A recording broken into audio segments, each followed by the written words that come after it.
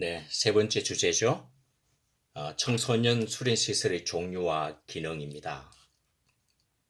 청소년 수련시설의 종류와 기능을 설명하면서 청소년 수련시설은 어떤 종류가 있고 그 유형에 따른 기능이 무엇인가 라는 지식의 문제도 중요하지만 그것보다 중요한 것은 몇십 배로 중요한 것은 이 강의를 들으면서 여러분들은 어디에서 청소년을 만날 것인가에 관해서 답을 내리는 시간이어야 한다, 과정이어야 한다 라고 이야기를 했습니다.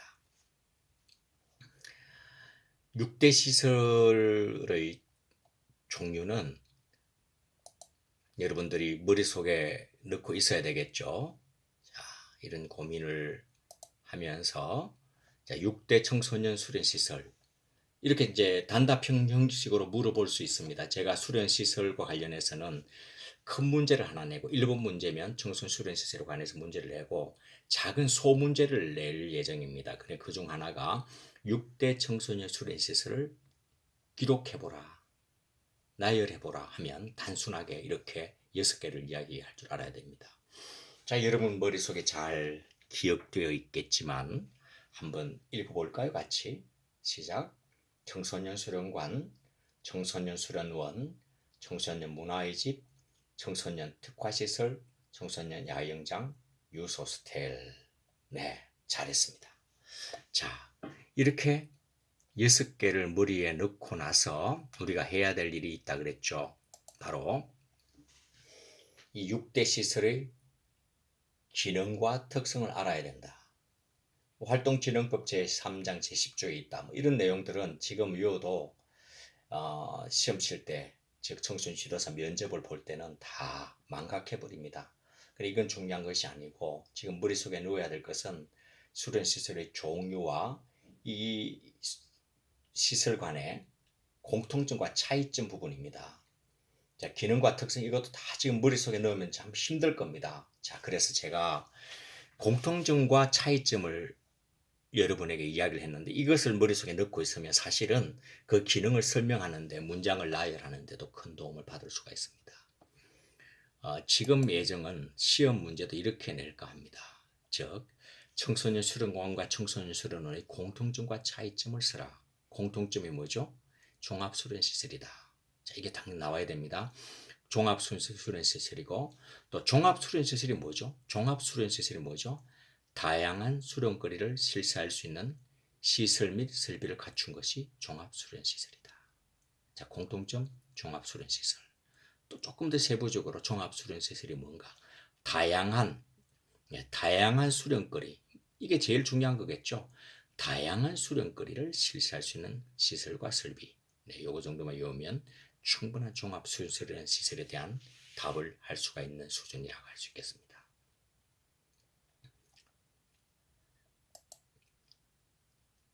자, 차이점은 복잡하게 제가 이야기를 했습니다. 자, 수련관과 수련원의 차이점. 숙박시설, 수련관은 없고 수련원은 있고 일일 생활권 기준으로 나눠진다 그랬죠. 생활권과 자연권. 자연권과 생활권 나눌 때 깊은 산속에 있다. 강에 있다. 절벽 위에 있다. 바다 옆에 있다. 이것을 가지고 자연권, 생활권을 나눈 것이 아니라고 그랬습니다. 물론 대부분 자연권은 자연을 끼고 있습니다. 강, 산, 바다, 절벽 등을 끼고 있습니다. 그러나 자연권과 생활권을 구별하는 가장 중요한 것은 청소년 중심으로 일일 생활권 범주에 있느냐 없느냐가 중요하다라고 이야기를 했습니다. 입지제권, 지역 청소년 및 학교와 접촉이 용이한 일일 생활권 내에 있는 것이 생활권이고 수련관이고 그리고 특수한 자연 환경을 배경으로 하고 있는 것이 수련원이다. 생활관이 있다. 자, 프로그램 동아리, 문화예술활동, 진로지도활동, 청소년 운영위원회 참여활동, 지역사회봉사활동, 방과 아카데미 네, 이런 프로그램들이 있고 수련원은 주로 야외 체험 모험 프로그램입니다. 그래서 오리엔티어링, 숲체험, 챌린지 코스, 환경보호, 단체, 협동놀이, 모험활동, 캠파이어 등이 있다.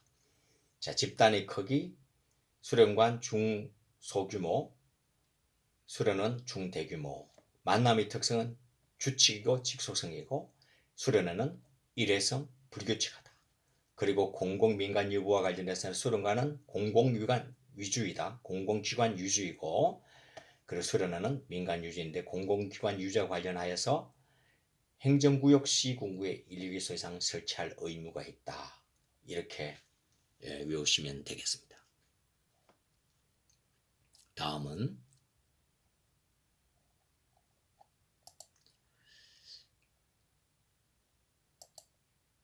청소년 문화의 집. 청소년 문화의 집은 청소년 수련관과 종종 비교를 많이 하게 되죠. 수련관과 문화의 집 공통점은 뭐죠? 두 시설 모두 생활권에 있다는 겁니다. 생활권에 있다. 차이점은 뭐죠? 차이점은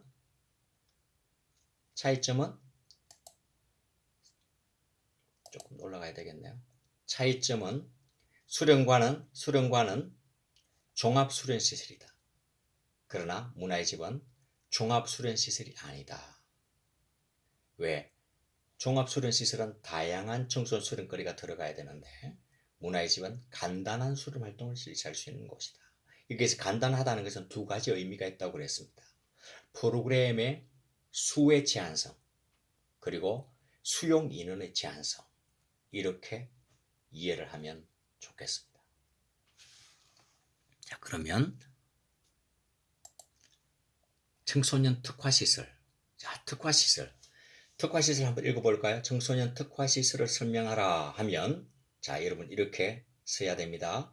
한번 읽어보긴 합시다. 시작. 청소년의 직업체험, 문화예술, 과학, 정보, 환경 등 특정 목적의 청소년 활동을 전문적으로 실시할 수 있는 시설과 설비를 갖춘 수련시설이다. 이렇게 되어 있잖아요. 특화시설은 반드시 두 가지 개념이 들어가야 된다. 특정 목적, 전문적. 특정 목적, 전문적. 특정 목적이 무엇이고 전문적이 뭐냐 설명을 했는데 기억나나요? 특정 목적은 직업이면 직업, 문화면 문화, 과학이면 과학, 정보면 정보, 환경이면 환경 하나만 한다는 겁니다. 이 중에 하나만 하되 전문적이라는 것은 거기에 참여하는 청소년을 일회용으로 체험만 하게끔 하는 것이 아니라 지속적인 만남과 청소년 활동을 통해서 여기 있는 청소년들이 좋은 전문가가 될 수 있도록 교육하는, 지도하는 과정과 시설이 갖춰져 있다 이 말이라고 설명을 했습니다. 자, 다음 좀 넘어갈게요. 시간이 많이 흘렀네요. 잘 지나가죠. 자, 그러면 청소년 야영장. 자, 청소년 야영장이 복잡한 설명을 했는데 이 부분은 여러분 자, 너무 기억하지 마시고 야영장, 청소년 야영장은 야영에 적합한 시설 및 설비를 갖추고 청소년 수련거리 또는 야영 편의를 제공하는 수련시설이다 라는 정도만 알면 됩니다. 일반 야영장과 비교 이런 것 제가 묻지 않겠습니다. 다만 그때 여기 청소년 수련원을 넣고 설명을 한 이유는 야영장이 수련거리 또는 야영 편의를 제공하는 것이 아니면 모든 것을 제공하면 종합수련시설이 된다. 그래서 청소년 수련원과 다름이 없는 그런 위치를 점하기 때문에 법적으로 문제가 생긴다. 그래서 청소년 야영장은 항상 이야기할 때 청소년 수련거리 또는 야영 편의를 제공하는 수련시설이다라는 것을 기억해야 된다라고 이야기를 했습니다. 자, 유스호스텔. 자, 유스호스텔은 한번 읽어볼까요? 청소년의 숙박 및 체류에 적합한 시설, 설비와 부대 편익을 갖추고 숙식 편의 제공, 유형 청소년의 활동 지원을 기능으로 하는 시설이다.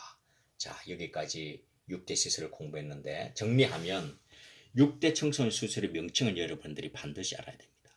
그리고 그 다음에 부가적으로 청소년 수련관과 청소년 수련원의 공통점과 차이점, 그리고 청소년 문화의 집과 수련관의 공통점 차이점, 그리고 특화시설은 무엇인가, 그리고 야영장과 또 유스호스텔, 네, 거기에 대한 설명을 할 수 있도록 준비를 해야 되겠습니다. 그러면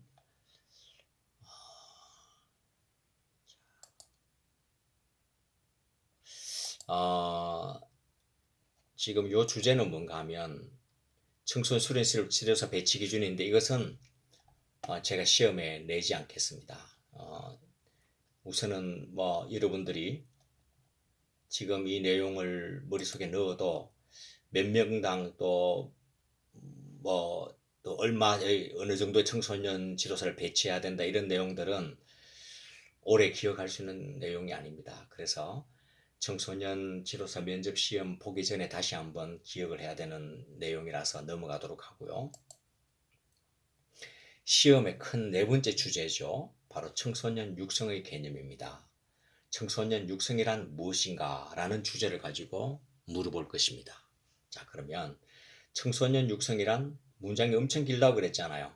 청소년 활동을 지원하고 청소년 복지를 정진하며 그걸로 청소년을 보호하는 한편 사회의 여건과 환경을 청소년에게 유익하도록 개선하고 청소년을 보호하여 청소년에 대한 교육을 보완함으로써 청소년의 균형 있는 성장을 돕는 것을 말한다고 너무 길다고 그랬잖아요. 그래서 청소년 육성의 개념을 쓰라. 제가 문제를 이렇게 내면은 여러분들이 가장 먼저 기록해야 되는 것은 무엇이다. 결론부터 이야기해라. 청소년의 균형 있는 성장을 돕는 것입니다. 그러나 청소년 육성은 청소년의 균형 있는 성장을 돕는 것입니다. 세 가지 영역을 통하여 균형 있는 성장을 돕습니다. 네, 배터리 중고가 왔는데 계속 할게요. 청소년 육성이란 균형 있는 성장을 돕는 것이다. 청소년의 균형 있는 성장을 돕는 것이다. 세 가지가 있다. 뭐라고요? 청소년 활동, 청소년 복지, 청소년 보호입니다. 요 정도만 쓰면 됩니다. 알겠습니까? 청소년의 균형 있는 성장을 돕는 것입니다. 세 가지 영역이 있습니다. 청소년 활동과 청소년 복지, 청소년 보호가 있습니다. 자, 이 정도까지만 하면 제가 정답을 쓴 것으로 하겠습니다. 청소년의 나이, 그래서 참고로 다시 한번 이야기합니다. 이건 시험에 문제를 내지 않겠습니다. 청소년 기본법에서는 9세 이상 24세 이하인 청소년을 말하지만 청소년 보호법 같은 경우는 만 19세 미만을 청소년을 규정한다. 자, 이렇게 알아놓기만 하면 되겠습니다. 자, 청소년 육성의 개념을 공부를 했습니다. 자,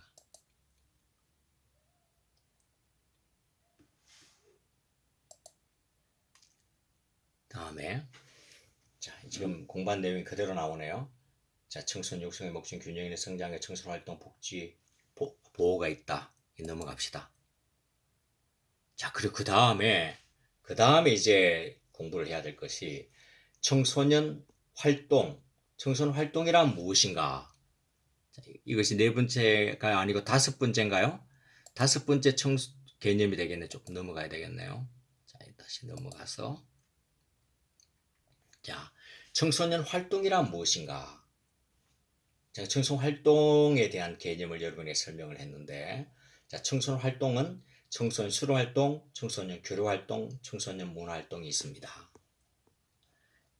목적은 청소년의 균형 있는 성장을 위해서 하는 것입니다. 자, 제 질문이 이렇게 나옵니다. 우리가 지금 청소년 활동에 대해서 공부를 하고 있잖아요. 활동진흥법에서 말하는 청소년 활동이 무엇인가? 이렇게 물으면 복잡하게 이야기할 것 없어요. 무조건 목적은 뭐라고요? 청소년 육성과 관련된 질문들, 그것이 활동이든 복지든 보호든 무조건 목적은 균형 있는 성장입니다. 이게 성경의 바이블의 진리와 같은 겁니다. 자, 근데 이 균형 있는 성장을 이루기 위해서 세 가지가 있는데 수련 활동과 교류 활동과 문화 활동이 있습니다. 이렇게 답을 하면 청소년 활동의 개념에 적합한 답을 하였다. 충분히 이렇게 말을 할 수가 있을 것입니다. 이렇게 우리는 서문을 공부하고 나서 청소년 수련 활동, 네. 자, 수련 활동, 교류 활동, 문화 활동 이렇게 이제 수련 활동, 교류 활동, 문화 활동에 대한 세부적인 학업석으로 들어갔죠. 자, 세 가지가 있다. 청소년 활동 세 가지가 있다. 그럼 이 세 가지에 관해서 다시 설명을 제가 한 것으로 기억을 합니다. 자, 이 내용은 여러분들이 설명을 할 줄 알아야 됩니다. 청소년 수련 활동이 뭐죠? 청소년 교류 활동이 뭐죠? 청소년 문화 활동이 뭐죠? 제가 이렇게 물어볼 겁니다. 알겠습니까? 청소년 활동은 무엇인가? 세 가지가 있다. 균형 있는 성장을 목적으로 한다. 자, 이렇게 해놓고 청소 수로활동, 교류활동, 문화활동 요 세 가지 중에 한두 가지를 뽑아서 제가 여러분에게 물어보도록 하겠습니다. 자, 그러면 조금 더 올려서 봐야 되겠네요. 자, 청소년 수련 활동부터 한번 볼까요? 청소년 수련 활동의 개념에서 제가 이 5대 요소를 묻는다 앞에 제가 이야기했죠. 청소년 수련 활동이란 엄청 긴 문장이라고 했잖아요. 매우 긴 문장인데 이 긴 문장을 5가지 요소로 정리하면 쉽다 이야기했습니다. 우리 다 같이 청소년 수련 활동의 개념에 대해서 물어볼까요? 답을 한번 해볼까요? 청소년 수련 활동이란 청소년이 청소년 활동에 자발적으로 참여하여 청소년 시기에 필요한 기량과 품성을 함양하는 교육적 활동으로서 청소년 기본법 제3조 제7호에 따른 이것은 생략해도 됩니다. 청소년 지도자와 함께 청소년 수련거리에 참여하여 배움을 실천하는 체험활동을 말한다. 자, 이렇게 우리가 학습을 했잖아요. 자, 그렇게 해놓고 5대 요소를 우리가 공부했습니다. 5대 요소. 5대 요소는 청소년 수련활동은 체험활동이다. 자, 체험활동이다. 체험활동은 이렇게 설명하면 된다. 체험활동을 학교 교육과 대비하여 설명하는 것이 가장 좋다 해서 제가 체험활동의 특징을 이렇게 쭉 적어놨습니다. 만약에 청소년 수련활동의 개념이 무엇이냐 이렇게 물으면 여러분들 어렵겠지만 이렇게 설명을 해주는 게 좋겠습니다. 두 번째는 청소년 수련거리. 청소년 수련거리가 뭐라고 했습니까? 청소년 수련거리는 프로그램입니다. 뭐라고요? 청소년 활동 프로그램입니다. 그래서 프로그램 이 용어를 청소년 수련거리와 동일하게 설명을 하면 되겠습니다. 세 번째 청소년 수련 활동 요소는 청소년 지도자. 그래서 청소년 지도자 설명을 하면서 청소년 지도사와 청소년 지도자의 차이가 무엇인지 설명을 해주는 것이 꼭 필요하다 이야기를 했습니다. 자, 그러면 청소년 시기에 필요한 기량과 품성이라는 것은 무슨 말이냐? 네, 청소년 시기에 필요한 기량과 품성이라는 건 무슨 말이냐? 제가 이렇게 적어놨습니다. 학교에서 배우는 지식 이외에 건전한 사회인이 되기에 필요한 꿈, 인격, 감성, 건강, 지혜로운 삶의 방식과 기술이다. 필요한 기량과 품성을 학교에서 다 해주면 좋은데 학교에서 다 못 해주고 있잖아요. 그래서 학교에서 배우는 지식 이외에 건전한 사회인이 되기에 필요한 꿈, 인격, 감성, 건강, 지혜로운 삶의 방식과 기술을 가르쳐주는 것이 청소년 수련 활동이다. 자, 그러면서 이 일은 여러분의 사명이라고 그랬습니다. 여러분은 어떤 사람이죠?